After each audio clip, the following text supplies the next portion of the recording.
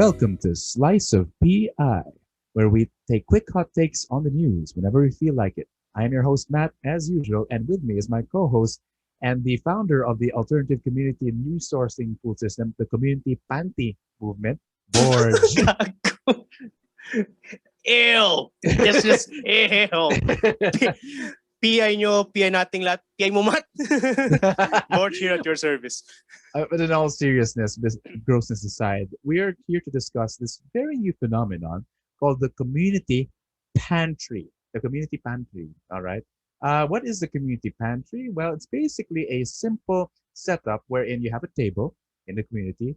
You put in necessities like different food items, canned goods, vegetables, fruits, etc.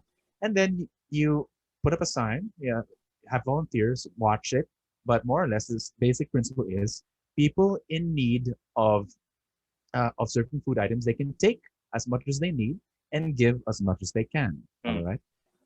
And this has sparked a like wildfire. It's being replicated in several communities. It began in Maginhawa, and but right now, well, basically, as well, the founder's name is Patricia Non, I think, and we'll put that in the description, of course. And right now, apparently, just this morning, she's actually been red tagged. People thought of her as communist. She's been criticized, particularly by people who have supported the Duterte administration, saying, of course, she expressed that she is tired of waiting for the government, she's tired of inaction, and she decided to move herself. And as a result, policemen have, well, intimidated her. Of course, there's also another PR move that's saying that they are, that they're not, and they're supportive. They just simply are checking her out. But of course, who knows? What all we have to do is wait and see to really see. But Yeah. all right, Borge, what do you think about this thing like going on right now, the community pantry movement? Yeah. The community pantry movement. Again, it would be repressed by the government. That is a given. Government is, of course, a selfish entity. Don't try to overtake it. I mean, Vico Soto tried to before, and he got criticized by the president himself. So same thing with this one. So it would be repressed by the government. It's already been red tagged. I think I messaged one of our groups last week asking when will the government red tag the community pantry, and I said next week. So I won the bet. So, but then again, what has been said about it is it embodies Filipino values. Pakikipagkapwa. Again, that would be according to Professor Contreras. Pakikipagkapwa, tulungan, bayanihan. Right. I think an article by Mr. Ricky Ornopia more or less mentioned its relatively mutual aid anarchist dimension. Which, to be clear, it's not communist. It's not communist. It's Filipino. That's one thing. That's what Mr. Ornopia argued. So the Mayan would also be there. The Mayan tulungan. But I think we need to ask the question. Why is it still being sustained at this point? Why is it still being sustained at this point? So why do you think? All right. Still being sustained. Here's the thing. When something is laid out free, there's an assumption, the rational state, well, of course, Western concept that when something is free, you try to take it for yourself, Unahan kayo, diba? Or you take as much as you can. However, and this is problematic because if more people take more than what is being given, what is being available, then they run out. But the question is, they are not running out. Either more people are giving faster than the rate of people are getting, and also at the same time, perhaps people are not getting as much as they can. In fact, in some cases, people only take like one canned good for lunch and then leave. They don't. So that's actually a mystery there. Well, it's remarkable actually. It's not a mystery. Yeah, it is. So here's the thing. So for our listeners who probably may not know, maybe from different countries, or maybe Filipinos not too familiar. What are the words that you mentioned, like bayanihan and damayan? Damayan. Yeah, it's basically, again, damayan is our translation for mutual aid or helping out people. But damayan is something deeper. So tulungan is helping out. Damayan is not only about helping, but also about empathizing with the other, sympathizing with the other. So it entails closer social even emotional ties. And you're saying this is not necessarily found in other countries, as it's intrinsically Filipino? Why is that the Nah, case? not necessarily intrinsic per se, but Okay. this are the mechanisms we can use to analyze what we have right now. Mm-hmm. I don't want to look at other countries. They may have their own systems. The Uh-huh. fuck do I care? Right. So what we have right now is in our case, and it's better to explain Mm-hmm. this event, Mm-hmm. this activity based on our own language, based on our own concepts. Mm-hmm. Mm-hmm. So in line with that, I think something that what I have read have missed would be one factor would be hiya. Mm-hmm. So Yeah. What does that mean exactly? Yeah. hiya, well, it can be translated, well, for our foreign listeners, it can be translated into propriety and sense of self-dignity. But Mm-hmm. for our Filipino listeners, alam niyo na kung anong hiya. Hiya is about, to an extent, a mixture of guilt and shame. Mm-hmm. It's imbibing, it's imbuing yourself with social values. Right. So maraming nahihiya na kumuha ng sobra sa Mm-hmm. mga community pantry. That's why to an extent Mm-hmm. it's still being sustained. Right. And that's my hypothesis towards it. Right. So you're saying that hiya is that regulating mechanism that stops you from taking too much. Yeah. And basically, what happens with hiya? How does hiya work as an internal mechanism? Like when they see people.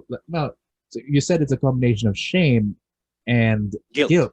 Yeah. So more or less, what the difference between guilt and shame is, for guilt, you know you took more than what you need.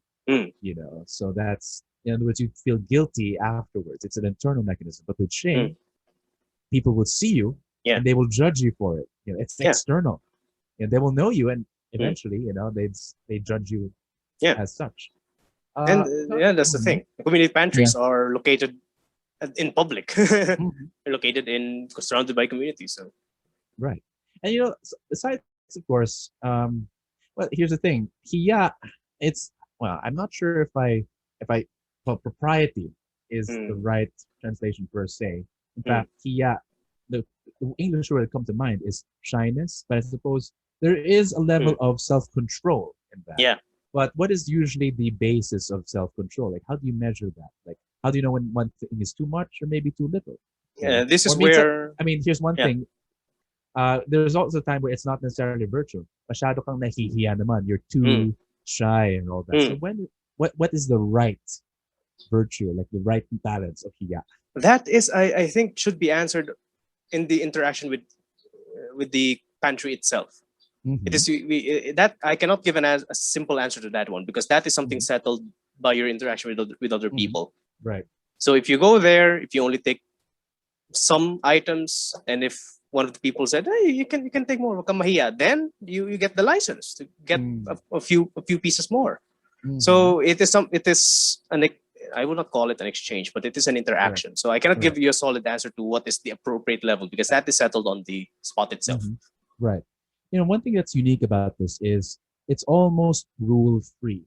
Like, it's not regulated by the government. That's why the government is pissed off. It's not regulated. In fact, it can, and this is a real possibility. I'm not, dismissing its achievements, but it could also spread the virus if they're not careful. So hopefully they're careful. But the fact that there are no rules about it, is somewhat also remarkable. And there's only one rule: take as much as you can and give.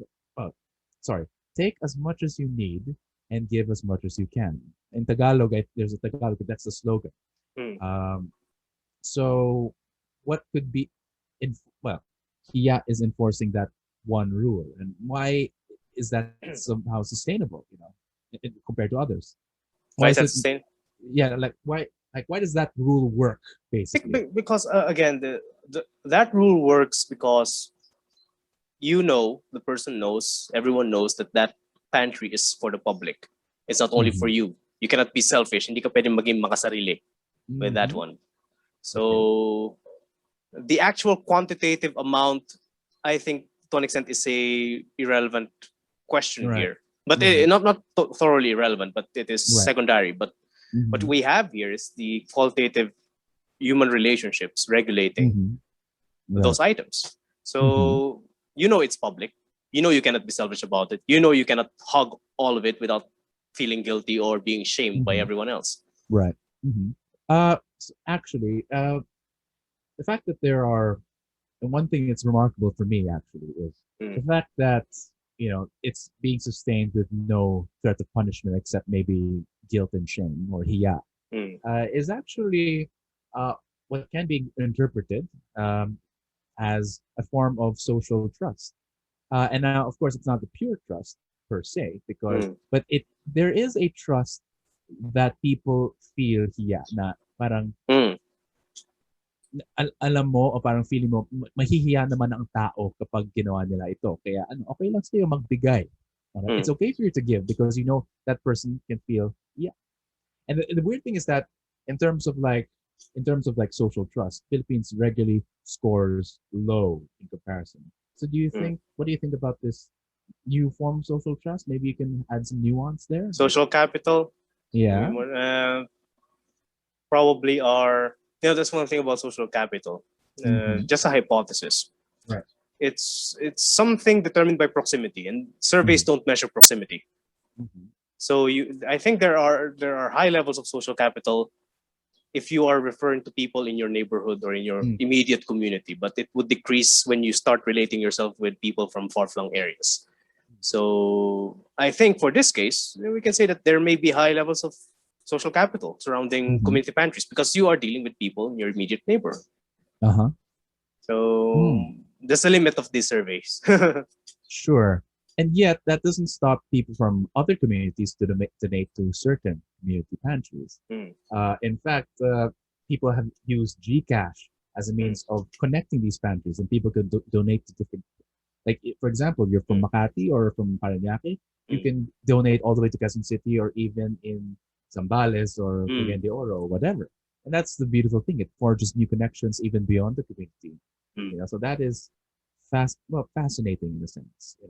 And the thing is, I just have to say this: that I appreciate the.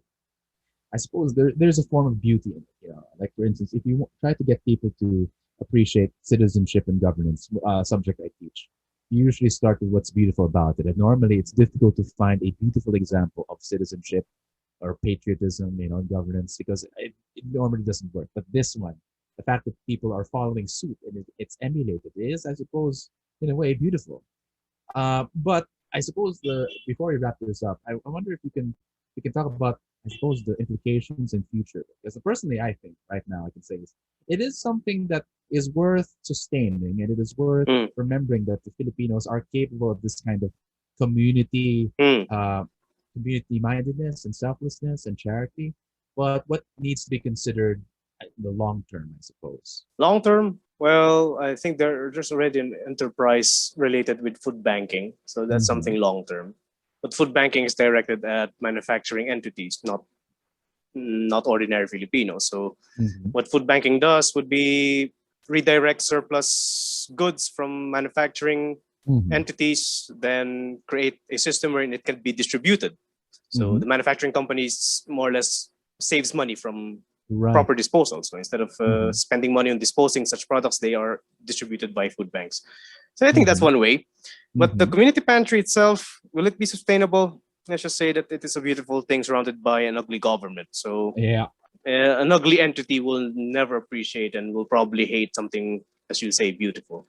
In fact, there are also imitations and emulations of Community Pantry sponsored by Politicians. politicians. Puta. Yeah.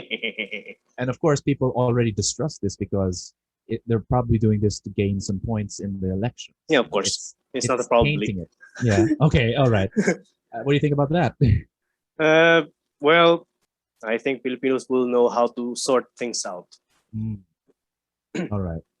And I suppose, and now let's hope all for the best, for these community pantries. If you have a community in need of a pantry, perhaps you can do it yourself. We encourage people to do so.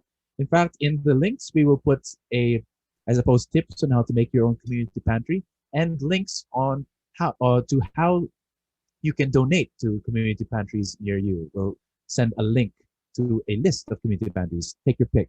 And hopefully you enjoyed this quick take on this new phenomenon, Mm. maybe a bit of theorizing and expression of our quick admiration for it. Mm. And yeah, keep sending us your comments or keep listening to us. We'll release new episodes um, twice a month, or even PI Escuela.